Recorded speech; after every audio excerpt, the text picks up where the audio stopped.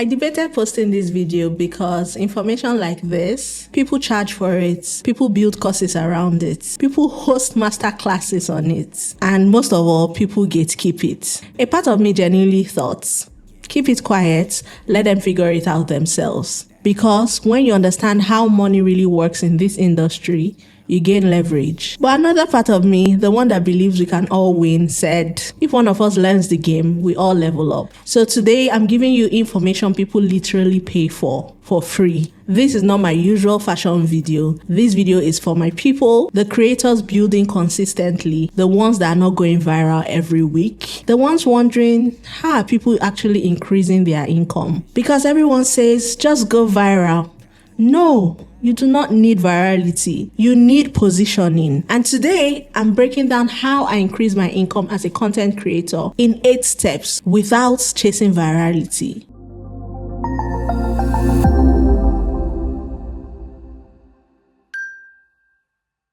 Hey y'all, Chantel here. Welcome back to my channel. I'm Chantel. For those who are seeing me for the first time, the curator of this channel. I'm sure you can already tell by now. Thank you all so much for tuning in to watch today's video. If you enjoy watching at the end or you already like what you see, please do well to give the video a thumbs up, leave a comment in the comment section, share it, and most importantly, join Chantel Nation family. Thank you so much. Mwah. Number 1, I stopped chasing views.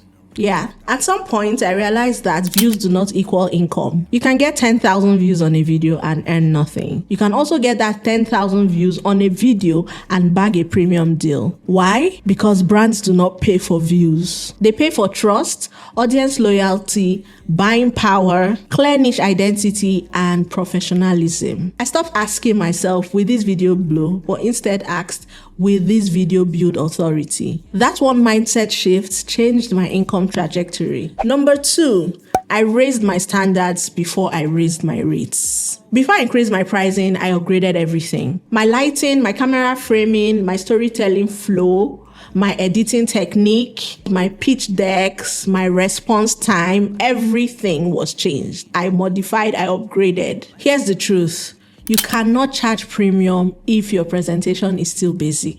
All these brands sense uncertainty. Confidence is not loud, it is prepared. When I upgraded my standards, changing my rates just felt natural. So when you get to that point, I'm sure you would know. Number 3, I learned to negotiate like a business. Content creation is a business, and I decided to start running it like one, not a hobby. This changed my income really fast. Most creators accept the first offer. Please stop doing that. Learn to negotiate. Instead of saying, okay, that amount works, I started saying, based on my deliverables and my usage rights, this content will cost so and so amount. I do that in a calm way. I keep things clear and professional. Mind you, it doesn't always work in my favor. Sometimes the brand might tell me that the budget is lower than my asking. But more often than not, I get more than what they initially offered because of my negotiation. I learned to separate usage from posting. I charge for whitelisting.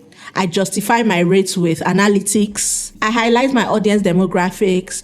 I show the brand alignment. I basically just set my minimums confidently. Learn to arrange your rate card and your media kit in a way that one page already shows what you're all about, what your niche is, what your demographics, what your audience. Go on Canva. They have example like different templates of media kits you can use. Let it be a summary of everything that encompasses you as a content creator. Let me tell you all something powerful. Sometimes a higher budget exists. The brands are just waiting to see if you ask. If you don't, they'll give you that peanut that they started off with. When you negotiate like a CEO, you stop being treated like a hobbyist. Content creation is not a hobby, like I mentioned. It is a full-blown business. Number 4, I learned to build authority content. Aesthetic content builds admiration. Authority content builds income. I started incorporating money conversations, self-development conversations, fashion conversations, discipline conversations, creator transparency like this video, and also business insights. When you teach, you elevate your positioning. When you share insights, people see leadership. Authority content attracts ambassador deals, which I'm working on. I'm going to get one soon. Long-term partnerships partnerships, which I've had a couple of, speaking engagements, which you all know I've already done, I'm still doing. Authority makes you less replaceable, so you should try that. Number 5, I learned to create content for global and local consumption. This point is subtle but powerful. I remember sharing something like this on my community from an interview Madam Adetutu that used to work with YouTube. She's the owner of Wolf Studios right now. She's doing really well. She works with a lot of creators. I shared a video where she talked about something like this, about how you should position your content in a way that those in diaspora and those local can relate. If you only create videos for Nigerian viewers, you cap your earning ceiling.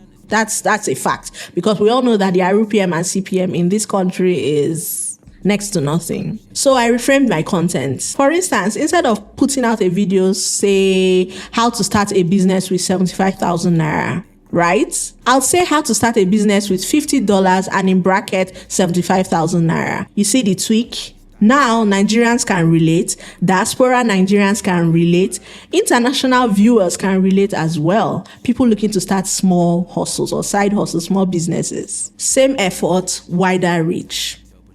Broader framing increases your discoverability. So when your content travels globally, your revenue potentially increases. I also became intentional about using dollars and naira, like I mentioned, explaining cultural context briefly, avoiding using overly localized slang, and using globally searchable titles as well. I use Google Trends, YouTube Trends to find what is trending on the YouTube app. You should try that out as well. You do not need to relocate to expand. You just need to reframe. Create content that can sit in Lagos and London, Port Harcourt and Houston, Abuja and Atlanta. That right there is your leverage. Number 6, I diversified my income. If you know that YouTube ad revenue is unstable. If that is your only income stream, then I think you're vulnerable. What I did was build multiple streams of income via brand partnership, affiliate links,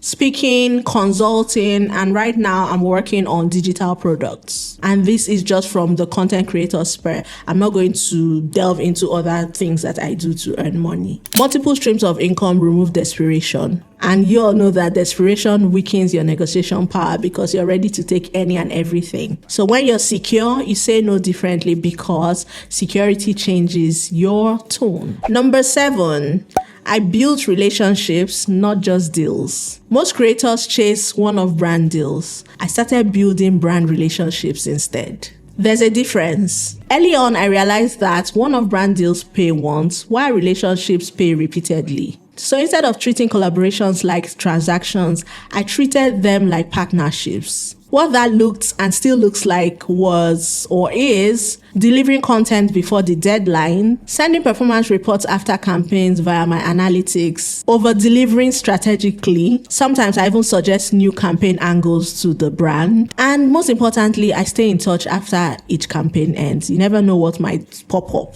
Brands prefer consistency, they prefer reliability, they prefer creators who make their jobs easier. When you become a trusted partner, negotiations shift from how much for this one post to how can we retain you. Retention is more powerful than virality. And when brands see you as dependable, you stop competing on price, you compete on value instead. I'm proud to say that over 80% of brands I've worked with have returned for a repeat collaboration.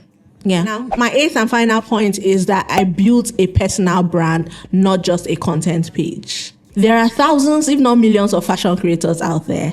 There are thousands, if not millions, of lifestyle creators out there. In same vein, thousands and millions of self-development creators out there. But guess what? There's only just one me. At some point, I stopped focusing on only content types and started focusing on brand identity. I asked myself, what do I want to be known for? Not just what do I post. So if you know me, you know that I don't jump on every trend. I'd rather my page be dormant, so to speak, than jumping on any and everything on social media. That's how you create your identity. I leaned into confidence, fashion, self-development, and sometimes business insights. I'm not saying you shouldn't be consistent. Sorry, I forgot to add that. It just popped in my head. But what I'm trying to say is that you shouldn't jump on every and anything to remain relevant in this content space. Does that make any sense? So even when I'm talking fashion, there's depth. Even when I'm talking lifestyle, there is mindset. And when I'm reviewing, which you all love, there's analysis, which my fashion rose falls under. That consistency of identity builds recognition, authority, and memorability. And in 2026, if you did not know this, brands do not just book creators, they book brands. When your audience connects to your personality, your values, and your thinking, not just your outfits, you become harder to replace. For the long-term play of this, building a personal brand lets you sell your personal items later. Because people do not buy products, they buy into people. If tomorrow I launch a creator masterclass, a digital guide, a membership program, or even an event, it will make sense because I know that my brand already has depth. 90% of customers from my hair brand, CA Tresses, right, emanated from my social media community. I have sold and shipped multiple hairs, multiple wigs, the UK, the US, Canada, South Africa, a lot of places. And these people came from my social media community. So all of this goes to say that your content gets you views, but your brand builds wealth. Let me say this clearly. You do not need to go viral to be wealthy as a creator. You need positioning, authority, negotiation skills, global awareness, and diversification. Virality is attention, leverage is income, and leverage is intentional. We are all a work in progress, and I hope this video inspires someone watching. If it gave you even one strategy you did not know about before, don't just only watch, please apply it. And share it with another creator who needs to stop underpricing themselves. Once you stop chasing applause and start building authority, your income will follow. Thank you all so much for watching, and until I come your way again with yet another insightful video, stay amazing. Bye y'all. Mwah. Do what she gotta do. Always what got a crew. Nothing's impossible. Your favorite Nigerian YouTuber. She holding down the spot, can't move her. And you know she get deep like scuba. Fashion, lifestyle, let's do it. This Chantel, you.